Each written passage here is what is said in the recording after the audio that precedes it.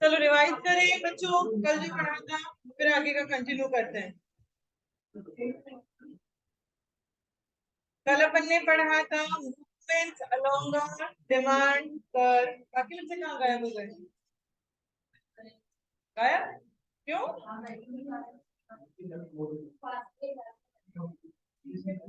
देखो पास वाली क्लास में कोई या तो बुला के लाओ, पर ये तो बैग ही नहीं है यहाँ तो। इधर वाले पीछे चले गए क्या? कल से ब्रेक, अगर ब्रेक में भाग जाते हो तो कल से नो ब्रेक। डोर बंद कर दे। कोई ऊपर से ना कूद जाए भाई।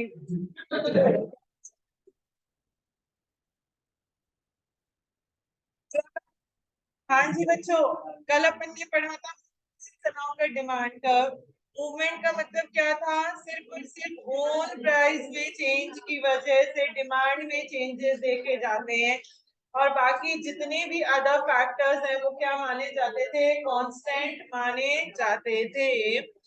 यहाँ पे दो तरीके के मूवमेंट्स होते थे, एक्सटेंशन एंड कॉन्ट्रैक्शन। एक्सटेंशन मतलब डिमांड इंक्रीज होएगी। डिमांड कब इंक्रीज होएगी? जब प्राइस कम हो जाएगी। तो अपन जब उसी डिमांड करके बातें नहीं, जब अपन उसी डिमांड कर्व की डाउनवर्ड डायरेक्शन में जाते हैं तो क्या होता है? एक्सटेंशन। Then contraction. कॉन्ट्रैक्शन मतलब डिमांड कम होना। डिमांड कम कब होगी? जब प्राइस बढ़ जाएगी। तो अगर आप उसी डिमांड करके अपर डायरेक्शन में जाते हो तो क्या होता है? कॉन्ट्रैक्शन होता है। देन अपन ने पढ़े थे shifts in demand curve. Shifts में क्या होता है? ओन प्राइस तो कांस्टेंट रहती है, उसमें कोई चेंज नहीं होता। बाकी अदर फैक्टर्स में चेंज होने की वजह से शिफ्ट्स होते हैं। दो तरीके के शिफ्ट होते हैं, एक होता है इंक्रीज इन डिमांड और एक होता है decrease in demand. Increase in demand में डिमांड कर्व राइटवर्ड या फॉरवर्ड शिफ्ट हो जाता है, और डिक्रीज इन डिमांड में डिमांड कर्व लेफ्टवर्ड या बैकवर्ड शिफ्ट हो जाता है। मूवमेंट में अपन सेम डिमांड कर्व के ऊपर नीचे जाते हैं, जबकि शिफ्ट्स में अपन नया डिमांड कर्व बना लेते हैं। देन अपन ने पढ़ी थी इलास्टिसिटी ऑफ डिमांड। इलास्टिसिटी का मतलब क्या होता है? Responsiveness of quantity demanded with respect to change in one of its variable. Quantity demanded कैसा रिस्पॉन्ड करेगी? अगर उसके किसी भी एक वेरिएबल में कुछ भी चेंज हुआ तो क्वांटिटी डिमांडेड कैसा रिस्पॉन्ड करेगी? यहाँ पे अपन देखते हैं कौन से वेरिएबल्स हैं। Own price, price of related goods, income of the consumer and advertisement expenditure. Own price में चेंज की वजह से डिमांड में चेंजेस देखे जाते हैं तो वो प्राइस इलास्टिसिटी। रिलेटेड गुड्स में चेंज की वजह से डिमांड में चेंजेस देखे जाते हैं तो वो क्रॉस इलास्टिसिटी। इनकम में चेंजेस की वजह से डिमांड में चेंजेस देखे जाते हैं तो income elasticity. And advertisement expenditure में चेंजेस की वजह से अगर डिमांड में चेंजेस देखे जाते हैं तो वो क्या होता है? एडवर्टाइजमेंट इलास्टिसिटी हो जाता है। प्राइस इलास्टिसिटी का फॉर्मूला क्या? प्राइस इलास्टिसिटी तीन तरीकों से निकाली जा सकती है, परसेंटेज मेथड, पॉइंट मेथड या फिर आर्क इलास्टिसिटी। परसेंटेज या प्रोपोर्शनेट मेथड क्या होता है? Percentage change in quantity demanded divided by percentage change in own price of the commodity. क्योंकि प्राइस और क्वांटिटी डिमांडेड में नेगेटिव या इनवर्स रिलेशनशिप होता है, इसीलिए उसके पहले कौन सा साइन आएगा? माइनस साइन आ जाएगा। फॉर्मूला क्या है? P upon Q into delta Q upon delta P with minus का साइन। देन P मतलब ओरिजिनल प्राइस, Q मतलब original quantity demanded, delta P का मतलब change in price and delta Q का मतलब change in quantity demanded. Change in price कैसे निकालते हो? New price minus old price. And change in quantity demanded कैसा निकालते हो? New quantity minus old quantity. Hello hello.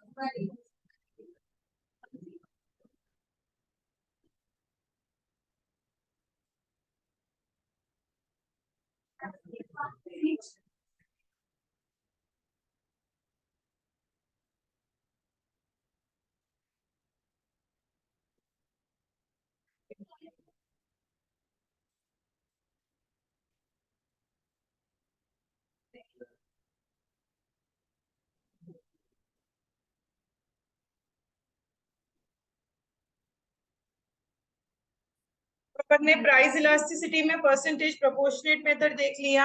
Next method कौन सा था? पॉइंट या ज्योमेट्रिक मेथड। जब अपन को एक गिवन पॉइंट पे इलास्टिसिटी निकालनी होती है तो पॉइंट या ज्योमेट्रिक मेथड काम में लेते हैं। Linear straight line demand curve पे जब आपको इलास्टिसिटी निकालनी होती है, लीनियर स्ट्रेट लाइन क्या होता है? जहां percentage change in quantity demanded is equals to percentage change in price होता है। Linear straight line demand curve के सेंटर पॉइंट पे इलास्टिसिटी 1 होती है, उसके ऊपर ग्रेटर देन 1। जब ये पॉइंट y एक्सिस को टच करता है तो इलास्टिसिटी इनफाइनाइट, इसके नीचे लेस देन 1, और जब x एक्सिस को टच करता है ये डिमांड कर्व तो इलास्टिसिटी कितनी होती है बच्चों? 0 होती है।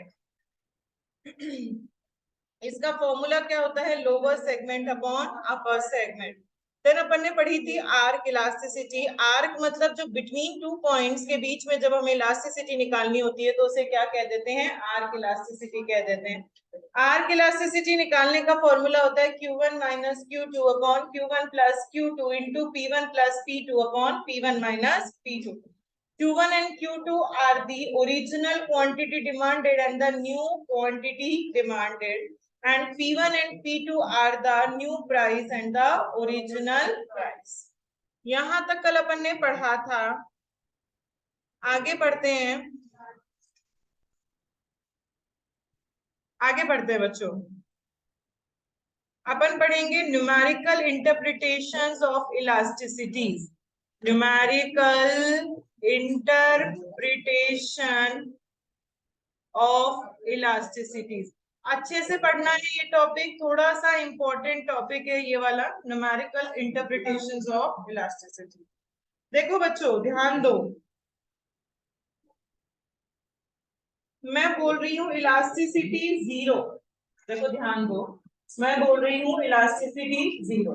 इलास्टिसिटी निकालने का फॉर्मूला होता है percentage change in quantity demanded divided by percentage change in own price of the commodity।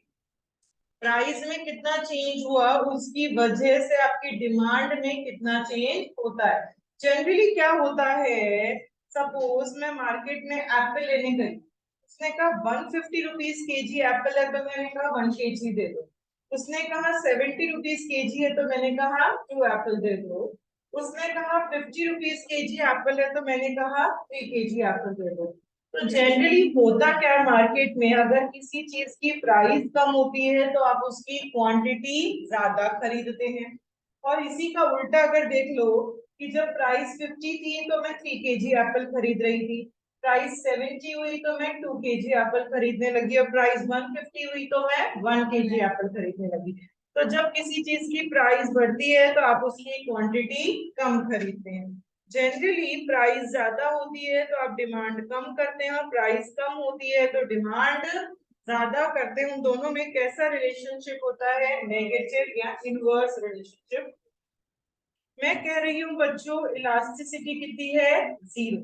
Zero कब आएगी, जब फॉर्मूले में ऊपर वाली वैल्यू 0 हो जाएगी तो इलास्टिसिटी कितनी आ जाएगी, 0।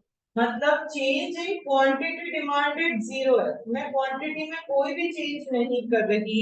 आप चाहे प्राइस बढ़ाओ, आप चाहे प्राइस कम करो, मेरे को क्वांटिटी में कोई फर्क नहीं पड़ता। सपोज सपोज पहले उसकी प्राइस 50 थी तो मैं उसकी 10 यूनिट्स खरीदती थी। अब उसकी प्राइस 100 हो गई तो भी मैं कितना यूनिट्स खरीद रही हूँ, 10। अब उसकी प्राइस 20 हो गई तो भी मैं कितने यूनिट्स खरीद रही हूँ, 10। मतलब चेंज इन क्वांटिटी 0 है, कुछ भी चेंज नहीं किया। पहले जितना खरीद रहे थे अभी भी उतना खरीदेंगे, प्राइस चाहे ज्यादा हो चाहे कम हो, तब इलास्टिसिटी कितनी आती है आपकी, 0 आती है। अगर अपन इसका कर्व देखते तो y axis x axis, y axis पे आप क्या शो करते हो, प्राइस, और x एक्सिस पे आप क्या शो करते हो, हमेशा क्वांटिटी। प्राइस 50 थी तो आप कितना क्वांटिटी खरीद रहे थे उसका, 10। प्राइस 100 हुई, सॉरी सॉरी सॉरी, प्राइस 100 हुई तो भी मैं कितना क्वांटिटी खरीद रही हूँ उसका, 10। प्राइस 20 हुई तो भी मैं कितना क्वांटिटी खरीद रही हूँ, 10। प्राइस चाहे कम हो चाहे ज्यादा हो मुझे कोई फर्क नहीं पड़ रहा, मैं कितना यूनिट्स खरीद रही हूँ, 10 यूनिट्स ही खरीद रही हूँ। तो ये हो गया इसका डिमांड कर्व। तो जब इलास्टिसिटी 0 होती है, 0 का मतलब change in quantity 0 as compare to change in price, तो यहाँ पे आपका डिमांड कर्व का शेप कैसा है बच्चों, it is parallel to Y axis, या जो वाई एक्सिस वाली लाइन होती है उनको वर्टिकल लाइंस भी कहा जाता है, और एक्स एक्सिस वाली लाइंस को हॉरिजॉन्टल लाइंस भी कहा जाता है। तो या फिर मैं इस डिमांड कर्व को कह सकती हूँ vertical straight line demand curve, या फिर मैं इसका नाम निकाल सकती हूँ। देखो बच्चों, जब इलास्टिसिटी 1 से बड़ी होती है तो उसका जाता है इलास्टिक, और जब इलास्टिसिटी 1 से छोटी होती है तो उसे बोला जाता है इनइलास्टिक, और जब इलास्टिसिटी 1 के बराबर होती है तो इसे यूनिट या फिर यूनिटरी इलास्टिक बोला जाता है, नाम है ये। इलास्टिसिटी 1 से बड़ी तो इलास्टिक, इलास्टिसिटी 1 से छोटी तो इन इलास्टिक, इलास्टिसिटी 1 के बराबर तो इसे क्या कहा जाता है, यूनिट या फिर यूनिटरी इलास्टिक भी बोला जाता है।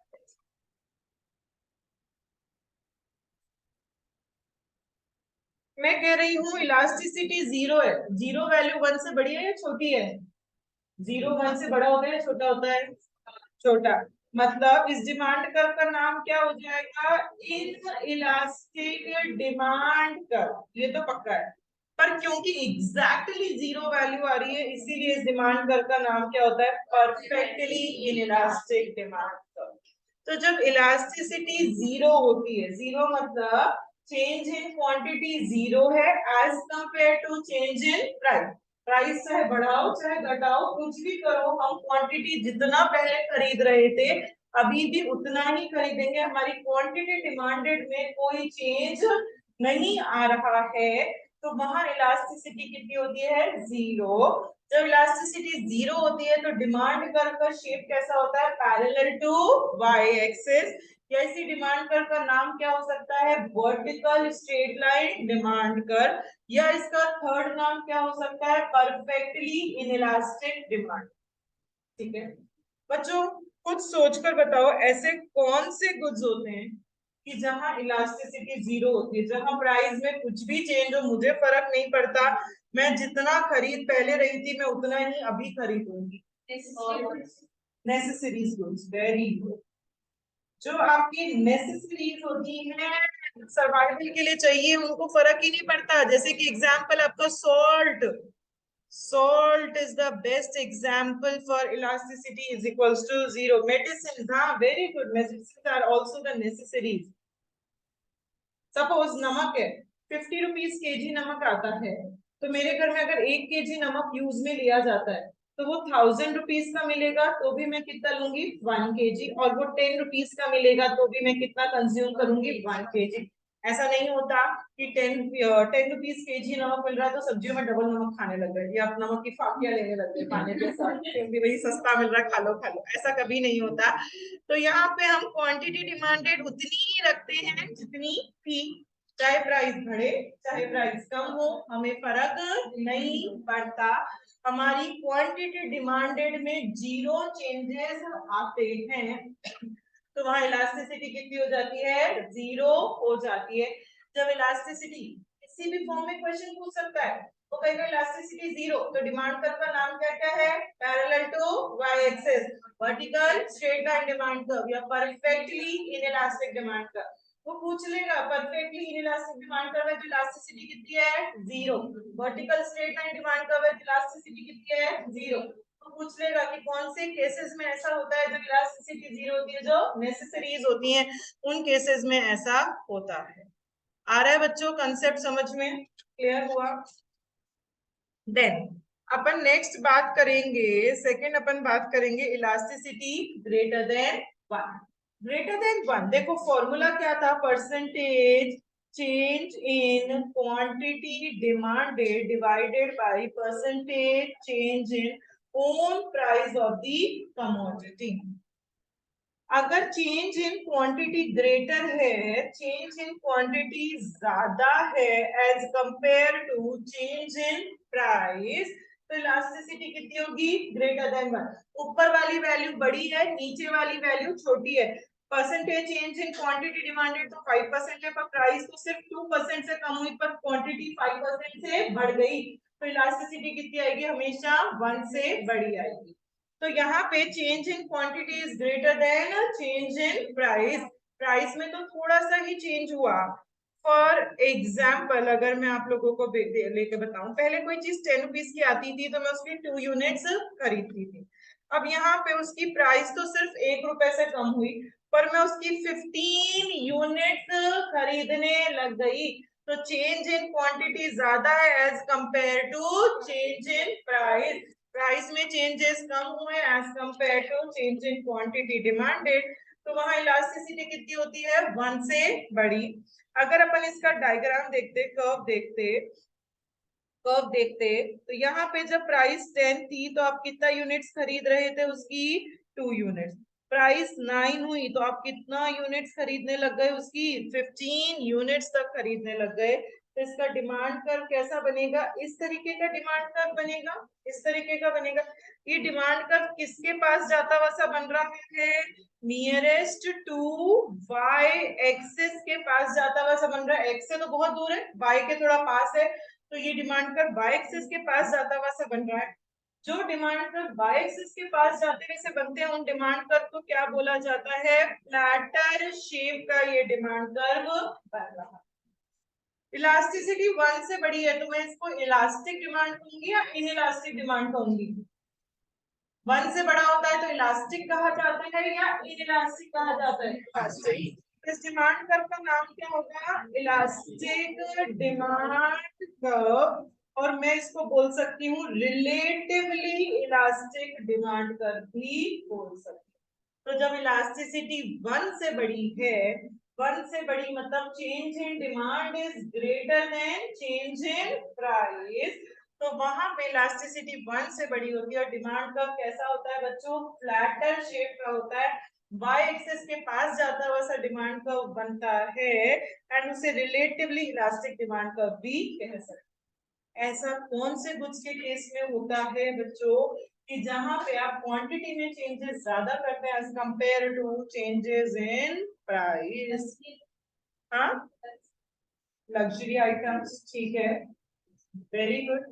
जो लग्जरी आइटम्स होते हैं उनकी प्राइस थोड़ी सी भी बढ़ जाएगी, प्राइस थोड़ी सी बढ़ी तो आप डिमांड एक बार बहुत कम कर देते हैं, तो चेंज इन डिमांड ज्यादा हो गया as compare to change in price.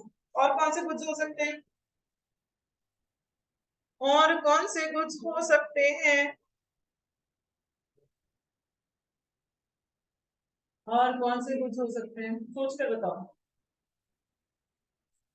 जिनके क्लोज सब्स्टिट्यूट्स अवेलेबल होते हैं, अगर आपके पास मार्केट में उस चीज का सब्स्टिट्यूट है तो थोड़ी सी भी प्राइस बढ़ेगी। For example T and coffee, T का एक कप 5 का मिल रहा था, कॉफी का एक कप 5 का मिल रहा था। टी ने सोचा मेरे कस्टमर तो फिक्स हो चुके हैं, क्यों ना मैं थोड़ा ज्यादा प्रॉफिट कमा लूं, उसने थोड़ी सी प्राइस बढ़ाई, अब उसकी डिमांड बहुत ज्यादा गिर जाएगी। क्यों? क्योंकि कंज्यूमर को पता है मार्केट में टी कितने की मिलनी चाहिए, 5 की, टी 5 की नहीं मिल रही, महंगी मिल रही है, तो वो क्या खरीद लेगा, कॉफी पे चला जाएगा। तो टी की थोड़ी सी प्राइस बढ़ी, कॉफी टी की डिमांड बहुत ज्यादा कम हो जाएगी, क्योंकि उस प्रोडक्ट का अपने पास क्लोज सब्स्टिट्यूट अवेलेबल होता है। और कौन से गुड्स होते हैं बच्चों, जो लेस अर्जेंट रिक्वायरमेंट होती है आपकी, इतना ज्यादा जरूरी नहीं है, लेस अर्जेंट। फॉर एग्जाम्पल मेरे घर में सगाई हो गई कल, ठीक है, अब शादी है आफ्टर 6 मंथ्स, मेरे पास इनफ टाइम है शॉपिंग करने के लिए, फिर भी मैंने कहा चलो मार्केट में मैं देखकर आऊं, अच्छा सा लहंगा मिलेगा तो लहंगा लेकर आती। अब मैंने मेरा बजट सोच रखा था, मुझे लहंगा लेना है 10,000, मैं शॉपकीपर के पास गई, मैंने देखा उसने मुझे 15,000 का लहंगा दिखा दिया, और मेरे मन में वो लग रहा है कि नहीं, ये तो 10 भी मिल सकता था। फिर मैं उसको क्या कहूंगी, ठीक है भैया रहने दो, अभी मुझे नहीं चाहिए, मैं बाद में आपको 2 महीने बाद 3 महीने बाद फिर आपसे सामान खरीदूंगी। उसने तो थोड़ी सी प्राइस बढ़ाई, मैंने डिमांड में बहुत ज्यादा चेंजेस कर दिए, क्योंकि वो मुझे अर्जेंट नहीं था।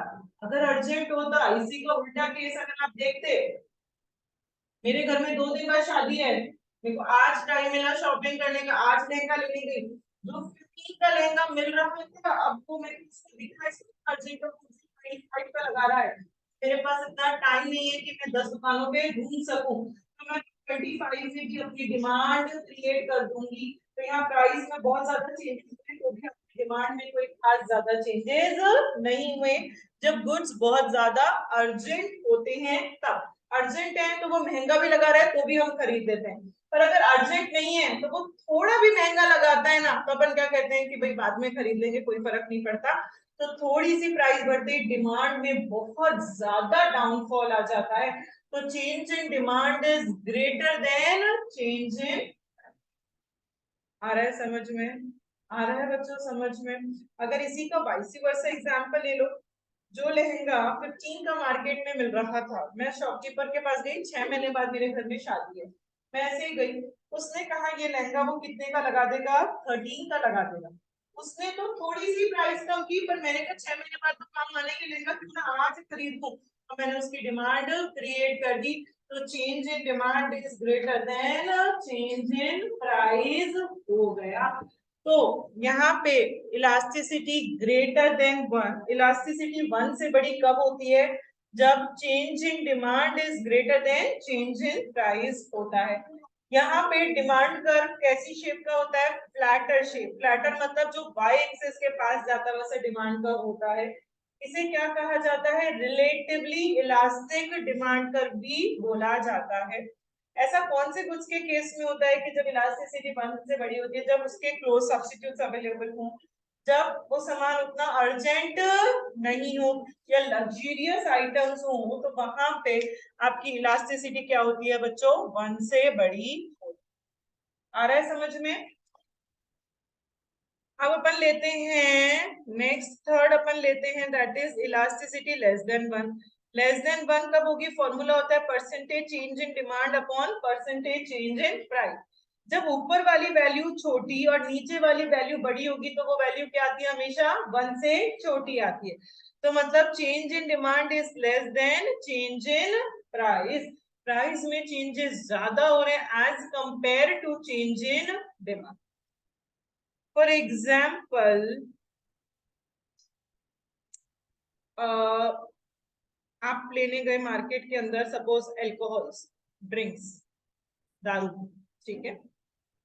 1500 की एक बॉटल आ रही थी तो मैं कितनी बॉटल खरीद रही थी? 5। अब उसने प्राइस में बहुत ज्यादा चेंजेस कर दिए। 15 की जगह वो कितना लगा रहा है? 4500 की बॉटल लगा रहा है। तो अब मेरी क्योंकि अल्कोहल की बहुत ज्यादा हैबिट है, बहुत ज्यादा एडिक्शन है, मुझे चाहिए ही चाहिए, रात को नींद नहीं आती उसके बिना।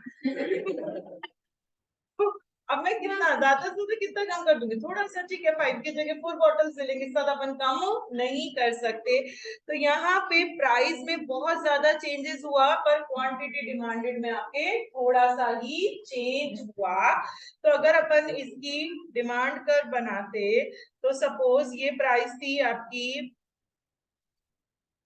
1500, तो इस पे आप कितनी यूनिट्स खरीद रहे थे? 5। अब आपकी प्राइस हो गई 4500। अब आप इस पे कितनी यूनिट्स खरीद रहे हैं? 4। तो प्राइस में तो बहुत ज्यादा चेंज हुआ जबकि डिमांड में थोड़ा सा ही चेंज हुआ। तो आपका ये इस तरीके का डिमांड कर्व बनेगा। ये डिमांड कर्व किसके पास ज्यादा वसा है बच्चों? X axis. तो ये demand curve nearest to X axis, X axis के पास जाता हुआ सा डिमांड कर्व है। जो डिमांड कर्व एक्स एक्सिस के पास जाते हुए होते हैं उन्हें क्या कहा जाता है? स्टीपर शेप का डिमांड कर्व कहा जाता है। इलास्टिसिटी 1 से कम तो उसे इलास्टिक कहूंगी या इन इलास्टिक? In elastic. तो मैं इसे क्या कहूंगी? In elastic demand curve. और क्या कह दूंगी? Relatively in elastic demand. ऐसा कौन से कुछ के केस में होता है? एक तो मैंने ही बता दिया, जो चीज मेरी हैबिट में आ चुकी है, जो चीज मेरी हैबिचुअल हो चुकी है, वहां चेंज इन डिमांड कम होता है as compare to change in price. और कौन से कुछ हो सकते हैं? जो अपन ने ग्रेटर देन 1 के पढ़े उसी का उल्टा बोल दो। वहां क्लोज सब्स्टिट्यूट थे, यहाँ पे नो क्लोज सब्स्टिट्यूट। अगर मेरे पास सब्स्टिट्यूट है ही नहीं ज्यादा तो वो प्राइस ज्यादा भी लेगा तो भी मुझे उससे खरीदना ही पड़ेगा, मैं उससे कम क्वांटिटी नहीं खरीद सकती। और कौन से थे? जो सामान बहुत अर्जेंट नहीं था। यह क्या हो जाएगा? जो सामान मोर अर्जेंट होगा। 2 दिन बाद शादी है, लहंगा वो 15 की जगह 30 में भी लगाएगा तो मुझे उससे लेना ही पड़ेगा, मेरे पास और ऑप्शन नहीं और टाइम नहीं है। तो यहाँ चेंज इन डिमांड कम होता है, लेस होता है as compare to change in price.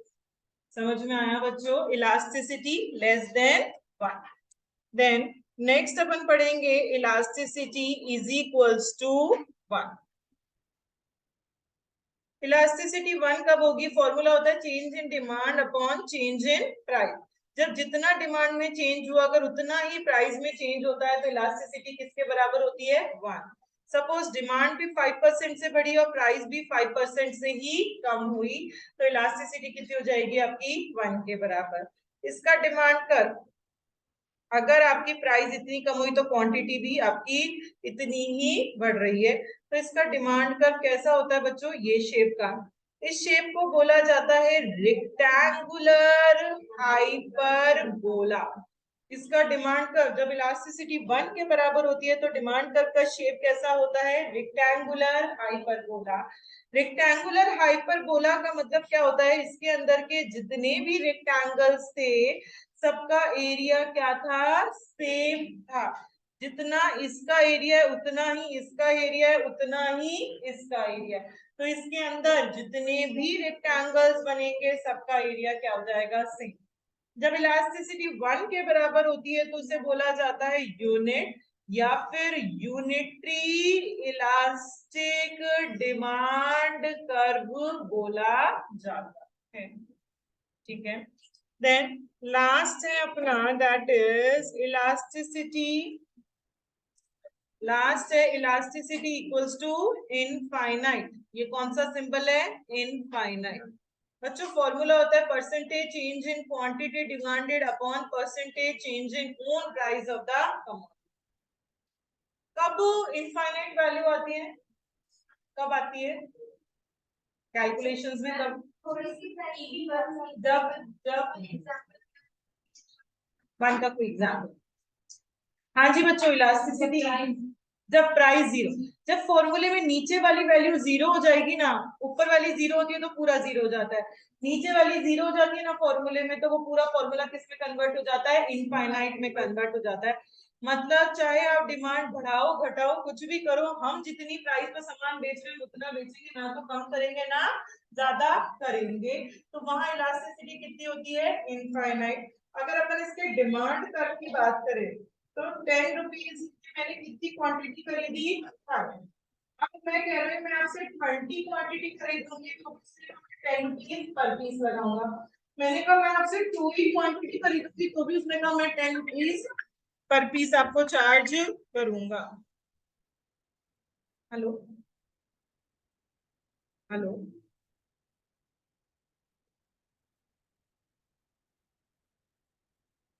भैया मैं बताती हूँ आपको।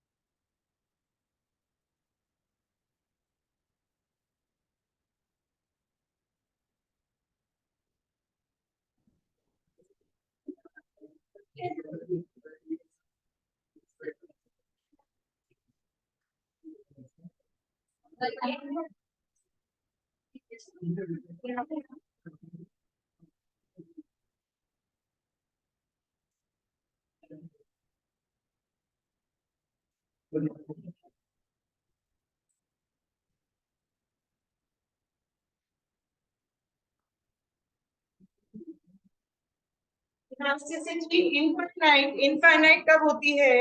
कि जब प्राइस में कोई चेंज नहीं होता, चाहे क्वांटिटी इंक्रीज करो चाहे डिक्रीज करो। तो यहाँ पे डिमांड कर्व का शेप कैसा हो गया बच्चों? Parallel to X axis. और इस लाइन को मैं और क्या बोल सकती हूँ? Horizontal straight line demand curve बोल सकती हूँ।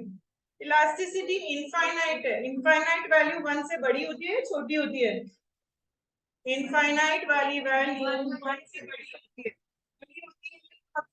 इलास्टिक डिमांड कर्व कहूंगी ही कहूंगी, क्योंकि ये एग्जैक्टली इनफाइनाइट है तो इसे क्या कहा जा सकता है? परफेक्टली इलास्टिक डिमांड कर्व भी बोला जा सकता है।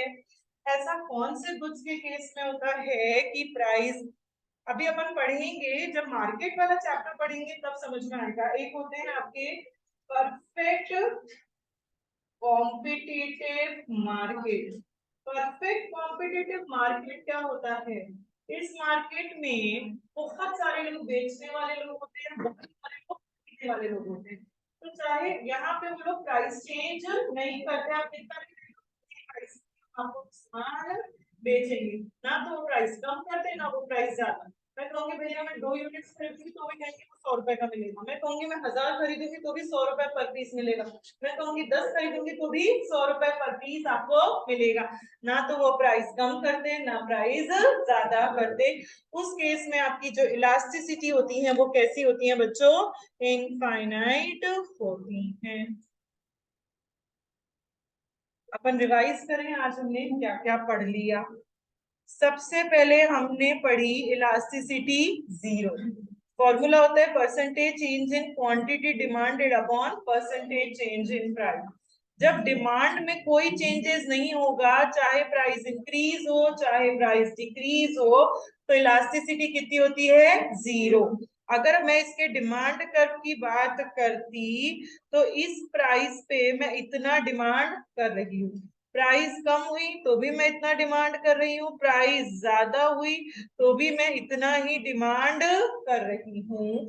तो ये डिमांड कर्व कैसा हुआ बच्चों? पैरेलल टू बाय एक्सिस, या इसे बोला जा सकता है vertical straight line demand curve. या क्योंकि वो जीरो है तो इनइलास्टिक डिमांड कर्व नाम तो होगा ही, पर जीरो है तो एग्जैक्टली क्या नाम हो जाएगा? Perfectly inelastic demand curve. ऐसा कौन से गुड्स के केस में होता है? जो नेसेसिटीज होती हैं आपकी, तो वहां प्राइस चाहे बढ़ाओ घटाओ कुछ भी करो, आप अपनी क्वांटिटी डिमांडेड में कभी भी चेंजेस नहीं करते हैं। देन नेक्स्ट अपन ने पढ़ा था elasticity is greater than 1। Next अपन ने पढ़ा था इलास्टिसिटी ग्रेटर देन 1। फॉर्मूला होता है percentage change in demand upon percentage change in price. जब चेंज इन डिमांड ज्यादा होगा as compare to change in price, तो इलास्टिसिटी 1 से बड़ी होगी। यहाँ पे ये प्राइस पे मैं इतना खरीद रही थी, प्राइस तो थोड़ी सी कम हुई पर आपने चेंज इन डिमांड ज्यादा कर दिया, तो यहाँ पे ये डिमांड कर्व कैसा बनेगा? इस तरीके से डिमांड कर्व बनेगा।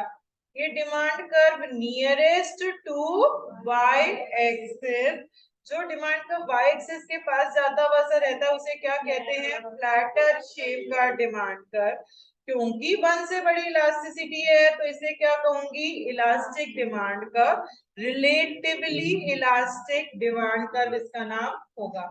ऐसा कौन से गुड्स के केस में होता है? जो लग्जरी आइटम्स होते हैं, जिसके क्लोज सब्स्टिट्यूट्स अपने पास अवेलेबल होते हैं, और जो लेस अर्जेंट बॉन्ड्स होती हैं, आपकी इतना ज्यादा अभी नहीं चाहिए, आपको इतना अर्जेंट में नहीं चाहिए, तो वहां थोड़ी सी भी प्राइस में चेंज हुआ तो आप क्वांटिटी डिमांडेड में बहुत ज्यादा चेंजेस कर देते हैं।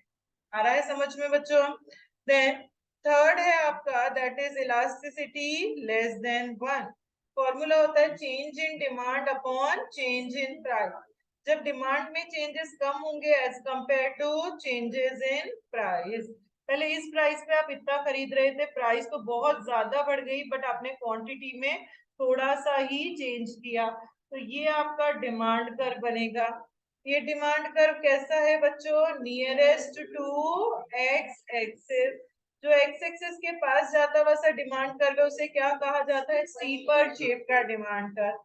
क्योंकि इलास्टिसिटी 1 से कम है तो उसे क्या कहेंगे? In elastic demand curve, relatively in elastic demand curve. ऐसा कौन से गुड्स के केस में होता है? जो चीज मेरी हैबिट में आ चुकी है, जिसके नो क्लोज सब्स्टिट्यूट्स नहीं है मार्केट में, जो अर्जेंट है, जो सामान बहुत अर्जेंट है, वहां इलास्टिसिटी क्या होती है? 1 से कम होती है, और उसे क्या बोला जाता है? इन इलास्टिक डिमांड कर्व भी बोला जाता है।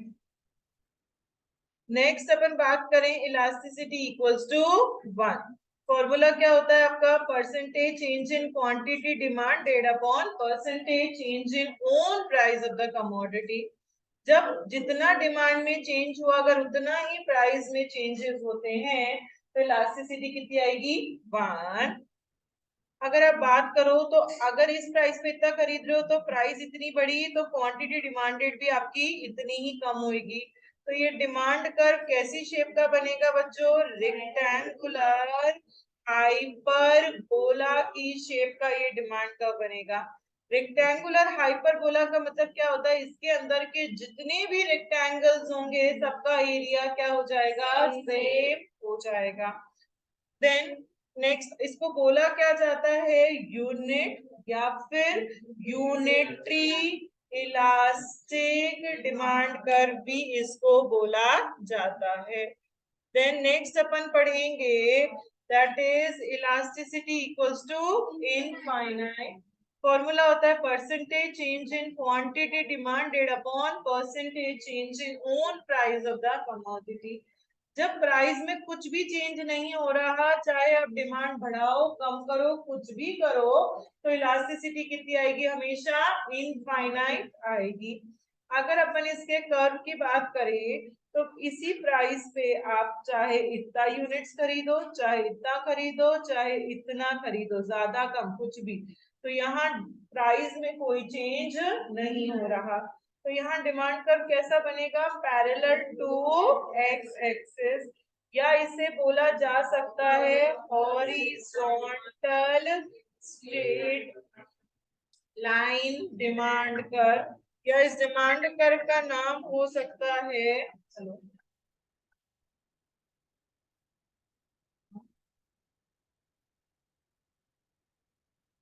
ठीक,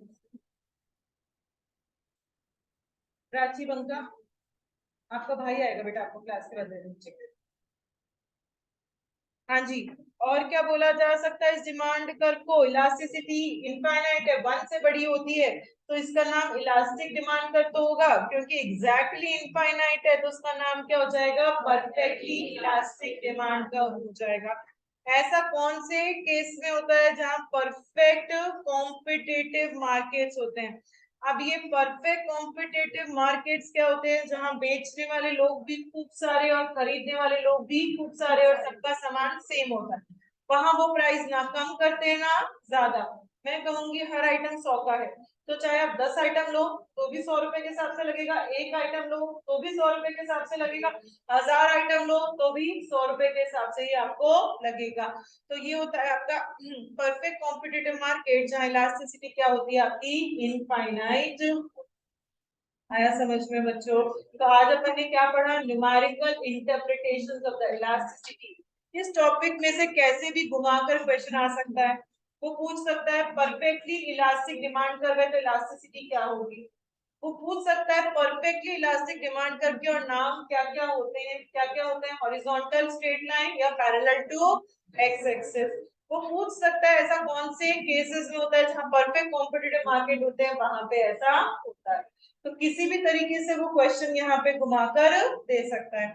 ये टॉपिक इंपॉर्टेंट टॉपिक है, आप लोगों को अच्छे से लर्न कर कर आना है और कल की क्लास में मैं ये सुनूंगी आप लोगों से। दोनों से आज इतना ही पढ़ेंगे बच्चों।